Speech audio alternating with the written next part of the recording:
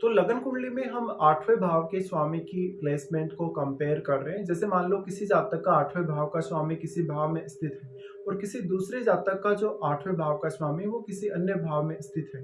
तो कौन सी प्लेसमेंट उसमें से ज़्यादा बेहतर होगी या कौन सी प्लेसमेंट से जो प्रभाव पड़ेगा वो ज़्यादा अच्छा रहेगा। देखिए इस वीडियो में जो हम डिस्कशन करने वाले हैं हम वास्तव में देखेंगे किसी जातक का मान लो 8th लॉर्ड फर्स्ट हाउस में है या किसी जातक का 8th लॉर्ड मान लो 6th हाउस में है।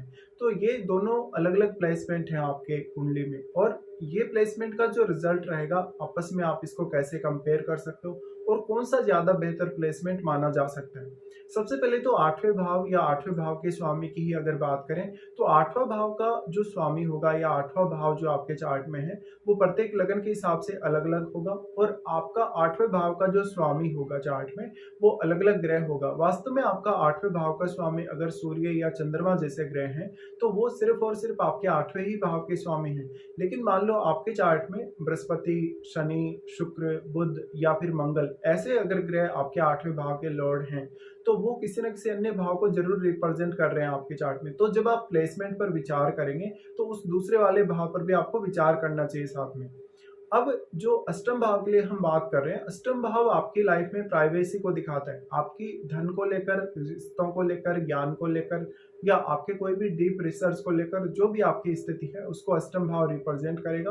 वास्तव में अष्टम भाव आपके जीवन में वो सारे चेंजेस दे सकता है जो कोई अन्य भाव वास्तव में नहीं दे सकता। वैसे देखा जाए तो अष्टम भाव से लोग ज़्यादातर भयभीत ही होते हैं। छठा भाव, 8वां भाव और 12वां भाव ये 2 स्थान माने जाते हैं और इनके जो रिजल्ट्स हैं वो कभी भी लोग अच्छे से जज नहीं कर पाते और जो ज़्यादातर लोग हैं इनसे तीनों ही भाव से भयभीत रहते हैं। लेकिन वास्तव में ऐसा नहीं है।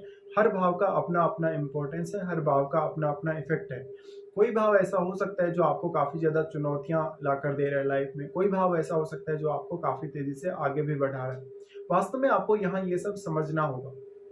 8वां भाव जो है वो ये बताता है कि आपको बिना मेहनत किए किसी के साथ आपने कोई पार्टनरशिप की या किसी के साथ मान लो आपका व्यवहार बहुत अच्छा है, उस वजह से आपको जो कुछ भी मिला, आपको एक आशीर्वाद के रूप में धन संपत्ति मिली, आपको ज्ञान मिला या आपको और भी बहुत कुछ हासिल हुआ तो वो अष्टम भाव के थ्रू ही आएगा।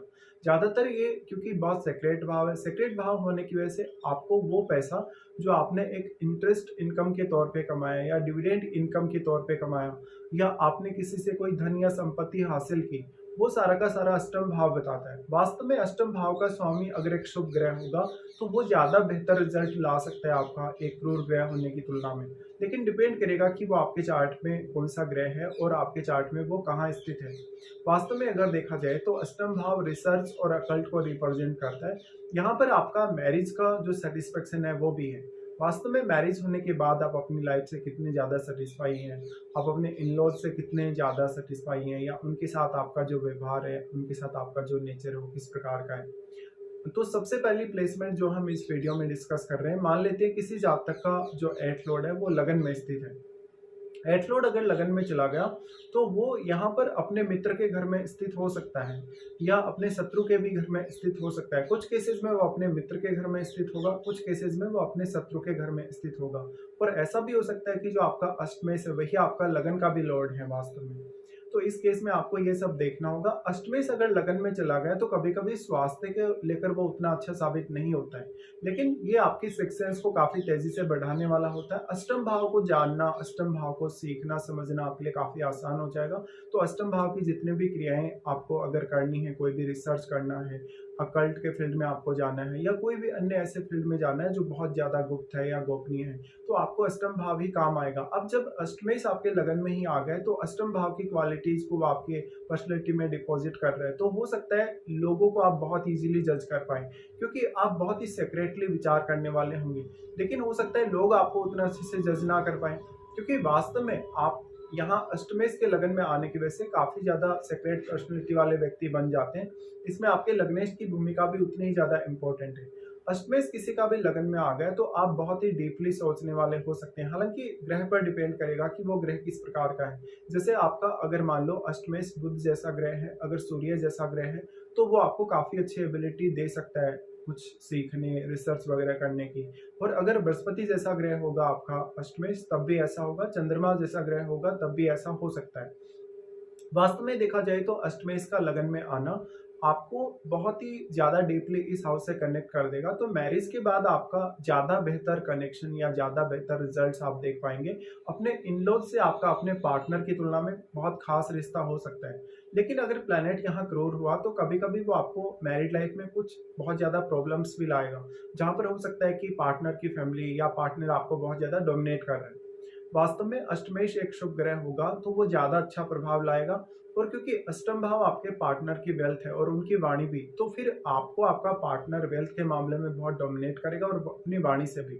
इसलिए आपको अष्टम भाव में बैठे हुए ग्रह को भी देखना होगा। भले ही आपका अष्टमेश आपके लगन में स्थित है, लेकिन वास्तव में क्या अष्टम भाव में कोई भी प्लेनेट आपके चार्ट में है? देखिए, अष्टम में कोई भी प्लेनेट स्थित होगा तो वो अपनी एनर्जी उस हाउस में लेकर आ रहा है। साथ में वो अपने उन भावों को भी यहाँ कनेक्ट कर रहा है जिनका वो आपके चार्ट में प्रतिनिधित्व कर रहा है।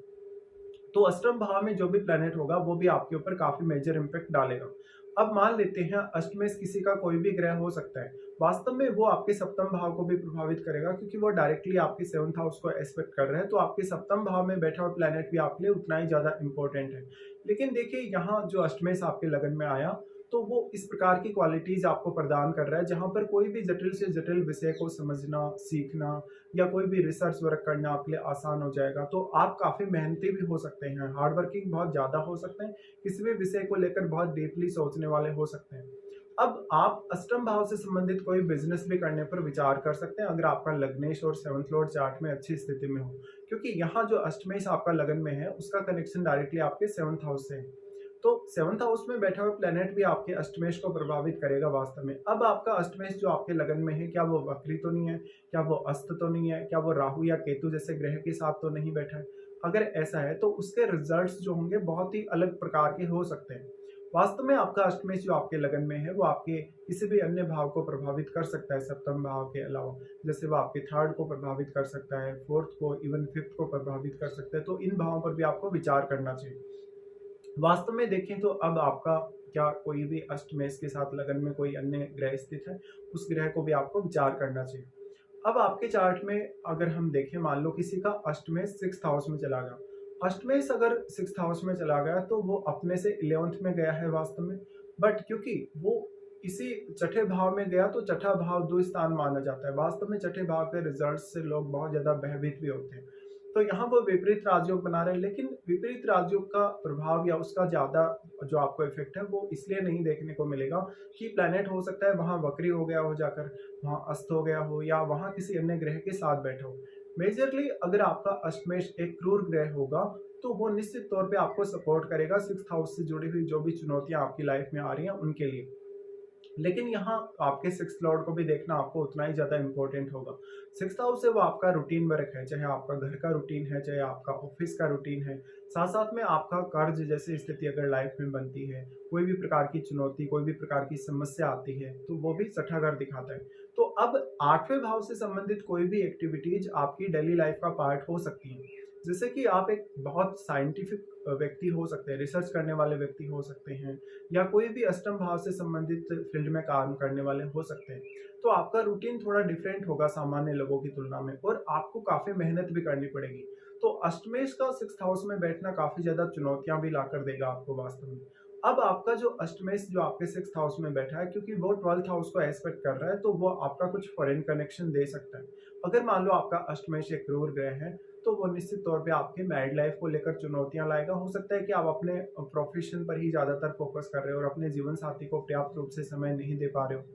इसी तरीके से अष्टमेश का सिक्स्थ हाउस में आना, आपको ये देखना पड़ेगा कि वास्तव में अष्टमेश क्या एक क्रूर ग्रह है? अगर क्रूर ग्रह है तो वो कुछ हद तक आपको सपोर्ट कर पाएगा वास्तव में। तो फिर वो कॉम्पिटिशन वगैरह फाइट करने के लिए अच्छा हो सकता है। लेकिन आपके कलीग्स और आपके बॉस के साथ रिलेशनशिप को लेकर बहुत ज़्यादा खराब स्थिति बन सकती है।